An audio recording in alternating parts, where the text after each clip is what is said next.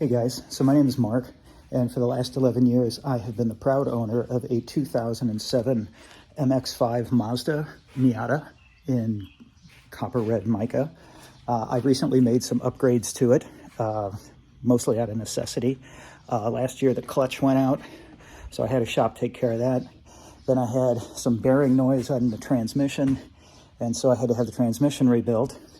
And then once I had the transmission rebuilt, I had to tend to the top, because the top is 17 years old, and it was losing straps and had holes in it, and it was making me wet and getting me all full of water and stuff like that. So while I was sitting there waiting for everything to be done in the transmission shop, I thought, well, what can I be doing to the interior?